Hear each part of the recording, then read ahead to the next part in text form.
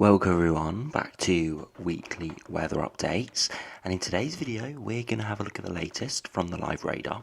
We'll run through the UKV, looking at the precipitation and temperature over the next 5 days, so we do have unsettled weather around, but it will also be turning a little bit cooler later this week, and then we'll have a look at the mid to long range, as it does look likely it can be turning much warmer, perhaps even quite hot through the middle of August. As we have alluded to over the last few videos, we're seeing continuing trend in extreme GFS run this morning as well, and a lot of prolonged heat from the majority of ensemble members through the middle third of August. So do remember, if you enjoy my videos, make sure to like and subscribe, and remember to follow me on Twitter as well, links in the description. So if we do start on the live radar, you can see at the moment we do have quite a bit of precipitation in parts of the Midlands, Northern England, Yorkshire.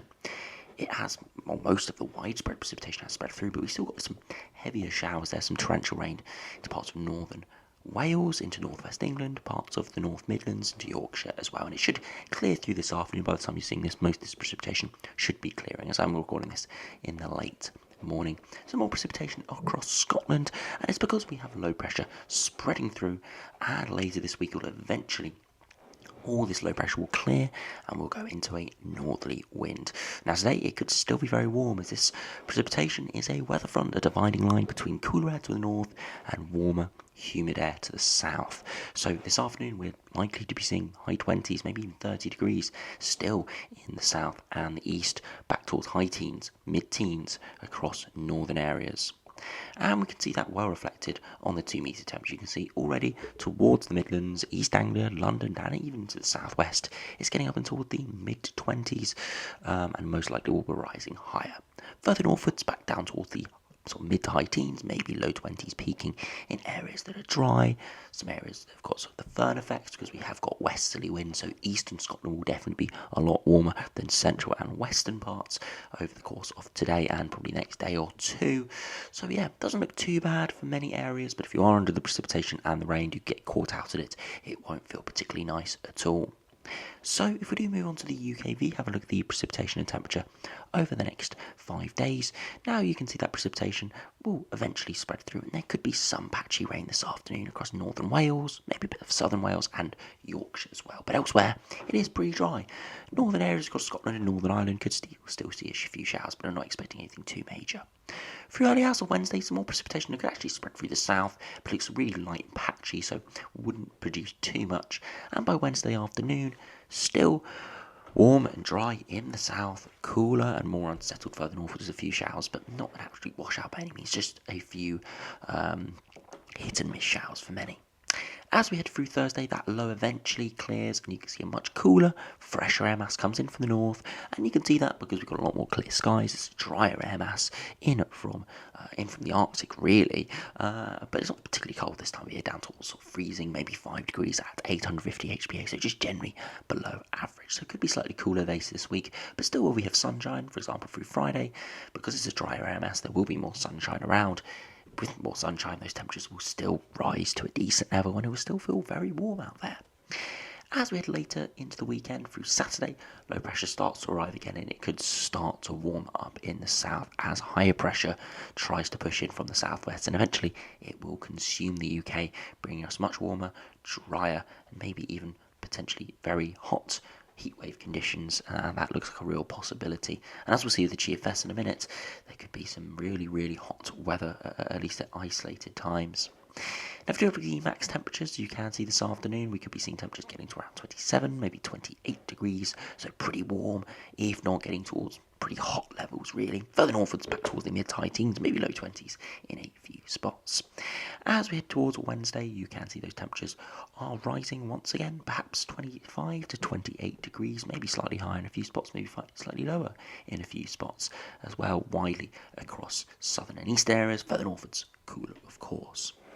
And by Thursday, you can see cooler more widely as that fresher air from the north starts spreading in. You can see across the Republic of Ireland, Northern Ireland, Scotland, really not getting much higher than sort of mid to maybe high teens. So back down below average for this time of year, and across central and southern areas still maybe hanging on to 25 degrees.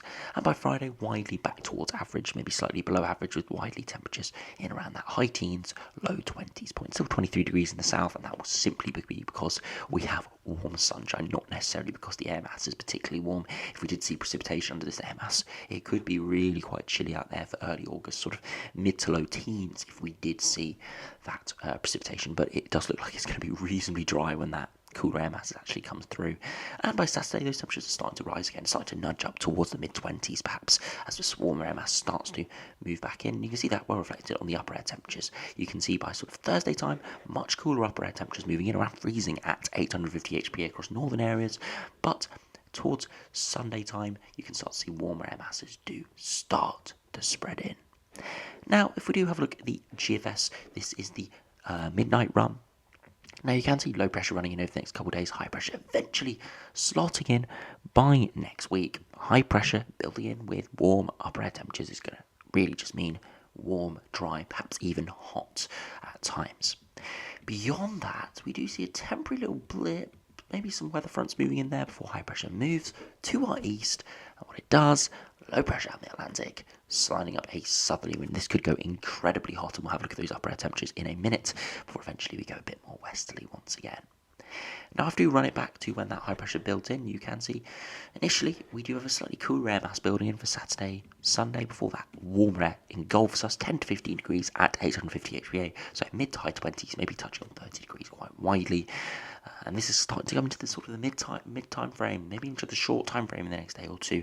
So it very much looks highly likely this is going to come off, and eventually perhaps the 15 to 20 degree isotherm starts to push in, and you can see that by Sunday the 14th, the 20 degree isotherm engulfs eastern areas and southern areas, turning us incredibly hot would-be temperatures into perhaps the mid-30s. Again, if we have a look at that to the United Kingdom level, you can see, mid-30s, 36, maybe 37, maybe even 38, 39, and you couldn't even rule out 40 degrees once again. So another extreme GFS run, but the extreme heat is in the longer term. The most likely scenario is that warm, hot, sustained dry weather of sort of high 20s widely, low 30s for some further south. If we do have a look at the GEM, see how that does compare over the next 10 days. Again, you can see lower pressure running in, high pressure building back in, and you can see just typical hot, warm, dry, high pressure. You look at the upper air temperatures, and you can see it's around 10 to 15 degrees at 850 HPA widely. This would be incredibly nice. And again, if we go and have a look at the surface conditions of the United Kingdom, look at the 2 meter temperatures around the 11th of August, you can see widely, as I said, mid to high 20s, and again, this is at midday, so probably would rise another degree or two at least. So low 30s would be typical British heatwave pattern. Nothing extreme, but nothing sort of cold either. Just typical warm, hot weather that I think a lot of people would enjoy around that high 20s, low 30s mark. So even though the GFS definitely goes a bit more extreme, you can see both runs are very much on board with hot, dry weather, heatwave-like conditions quite widely. Now, if we do have a look at the ECMWF, see how that does compare. Again, low pressure running in off the Atlantic, high pressure building back in with a warmer upper air conditions.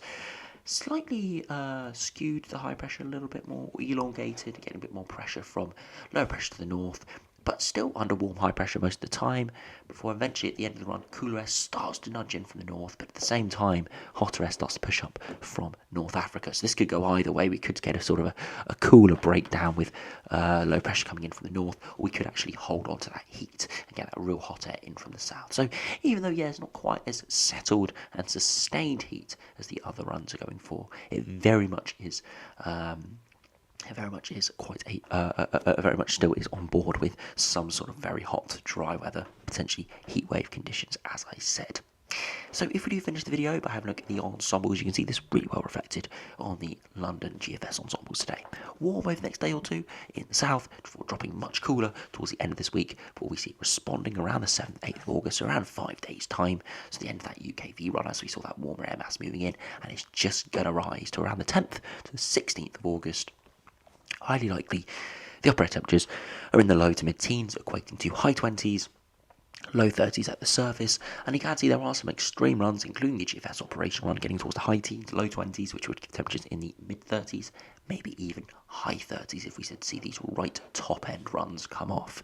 Again, I would say most likely scenario is the low to mid-teens for upper air temperatures, which is warm, hot, dry weather, but you couldn't rule out the an isolated real hot spell coming in within this, and we'll just have to see what happens with that. As we'll see the East Indo-F ensembles in a minute, there are very few going particularly extreme, so as I said, most likely scenario is something similar to the GEM run we saw, which was mid-teens upper air temperatures, giving temperatures in the high 20s, low 30s. So nothing too extreme, but a typical British heatwave sort of pattern. And you can see very minimal precipitation, a few right at the extended range, and that's just because we have uncertainty with the exact upper air, with the exact pressure charts, and that's just typical from ensembles. This is pretty much as dry an ensemble chart as you can get over the next sort of 2 or 10 days to 2 weeks. So yeah, not looking good. Again, we have had a little bit of a rain in the south over the last few days, and the last sort of 5 days in general, but nothing major. Again, if we look at the 2 meter temperatures, you can see for the midnight run, you can see generally warmer the next day or two, dropping below that, and then eventually in the longer term, it's mid to high 20s on ensemble members, and you can always add a degree or two on for the surface conditions in reality, because these are low resolution. So yeah, low 30s, maybe even mid 30s if we do see some sustained heat is highly, highly possible. Now, if we do finish by having a look at the ECMWF ensembles, again, very similar, warm at the moment, turning much cooler, and then around the 7th, 8th of August, dropping back above average, and then staying well above average for the foreseeable future. Yes, some cooler ensemble runs and some more unsettled runs in the longer run, but the majority are well above average, around that 10 to 15 degree mark for a considerable period of time. And I said nothing too extreme, maybe apart from a couple in the longer term, but around that period where the GFS goes quite extreme, we're not saying anything too major at this stage. So yeah, we'll just have to see exactly what comes off with that. But at the moment, both ECMWF ensembles, GFS ensembles, and the various operational runs all going for very warm, if not very hot, dry, sustained weather. Heatwave-like conditions could be very, very possible quite widely in this sort of pattern. And again, I do want to stress, we're not seeing anything like 40 degrees at this stage. Yes, there are a few anomalous runs going for that, but they are outliers at this stage. The majority of runs are in the low to mid-teens at 850 HPA, which would, as I said, equate to temperatures in the high 20s, low 30s, pretty much typical British heatwave conditions. So don't be worried if you don't like the extreme heat. It will still be very hot heatwave conditions, as I said, but it doesn't look likely to be extreme at this stage. So anyway, thanks for watching, hope you have enjoyed, subscribe if you're new, and I'll see you again for another video soon.